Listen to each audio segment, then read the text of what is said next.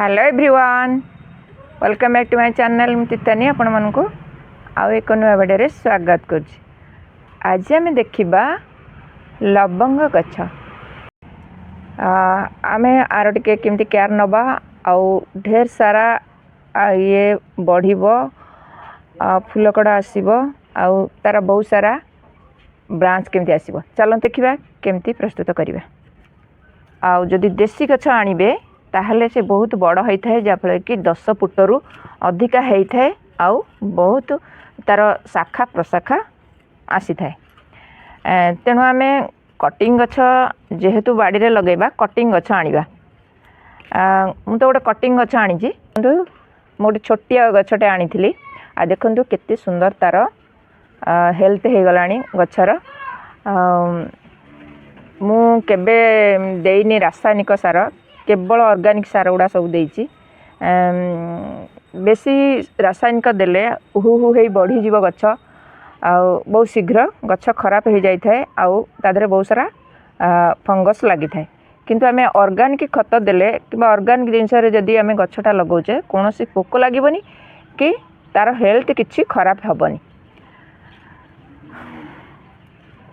लवंग गछ जदि आणुचंती एमती ग्राउंड रे लगांतु जाफल कि बहुत सारा तार खाद्य संग्रह करि परिबो आउ गछटा फ्री रे बढ़ी परिबो। ए गछ 17 रु 30 डिग्री तापमात्रा रहिले बहुत भल ग्रोथ मध्य भल करि थाए आ संपूर्ण खरा रे रहे। ए गछ जून जुलाई रे गछ लगांतु शीघ्र ग्रोथ करि थाए।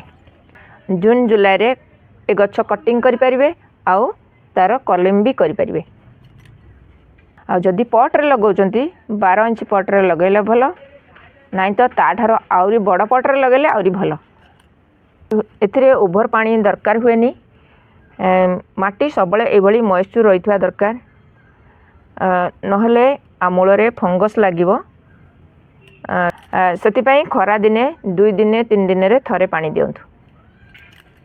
सेप्टेम्बर मासरे ये कड़ आसी थाए ता फूल गुड़ा नाली हेले तोलिकी सुखे देबे तापरे कला अंश तार पलि आसी थाए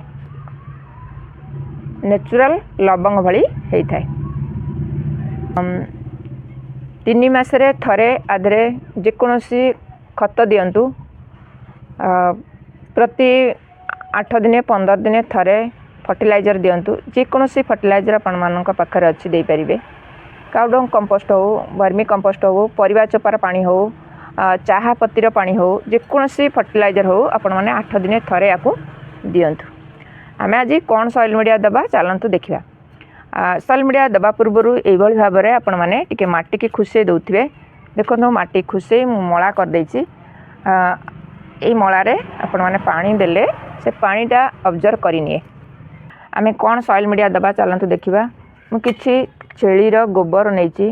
इथिरे बहुत सारा नाइट्रोजन फास्फोरस बहुत मात्रा थाए जहाँफल कि माटी की एसिडिटी करि थाए उर्वर मध्य करि थाए।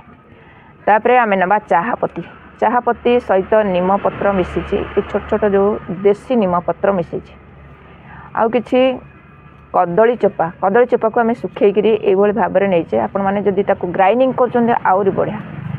आउ किछि सीबीडी आमे नैछे।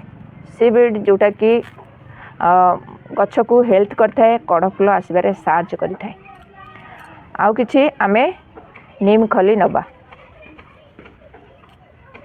नीम खली अल्प किछि नबा। आउ किछि फंजीसाइड पाउडर एभली भाबरे आमे नबा। फंजीसाइड पाउडरटा देले भल कारण कोनोसी पोक लागेवनी। पोक तो केबे लागेनी लवंग गछरे तथापि मूलरे जदि उई लगी जाई थाए सेति पई आमे टिके निहाती फंगस पई ए फंजीसाइड पाउडर दबा निहाती दरकार। ए सब को भल भाबरे आमे मिक्स करि नबा।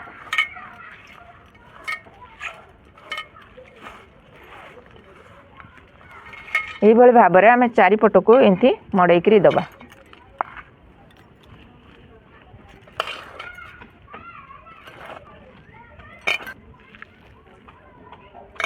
जो माटी आमे खोली थिले से माटी की इमते ऊपर दे दबा अल्प अल्प।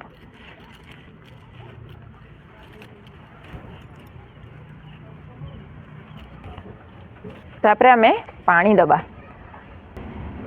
आपण माने बोन मिल दे परिवे नले एई भली देसी अंडा खोल दे परिवे।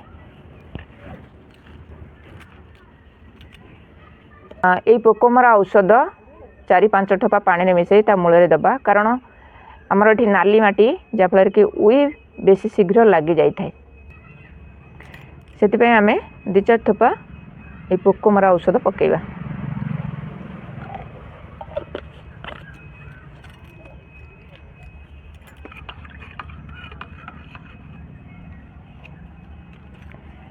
एई भली भाबरे आम गछ मूल एमती देदबा।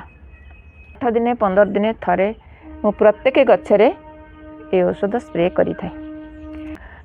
जानचन तो लवंग गछ केते उपकार, आपन ता पत्र सिझेई करी कुली करि परिबे, दांत पाई कि बहुत बढ़िया। आउ चाहा करि परिबे, काढ़ा जोटा करूचंती से पत्र पकई करि परिबे। आउ तार काठी गुड़ा आउरी बहुत बढ़िया। जेकोसी रेसिपी आपण माने पकांतु, ये बहुत टेस्टी करि थाए रेसिपी गुड़ा। आउ निश्चिंत आपण माने बारे रे गोटे लगांतु, आर डाल पत्र फूल सब किछि उपकार जिनस। ये छोट भिडियोटा जदि आपण मानकु भल लागि थाए त लाइक कमेंट शेयर करिवे। आ मो चैनल जदि आपण माने नुआ देखुचंती ताल गोटे सब्सक्राइब करिवे। आज पय एतिकी पुणी आसीबी आ एक नुआ वीडियो नुआ टॉपिक सहित। सेते पर्यंत गछ लगातांतु, भले थांतु। जय जगन्नाथ।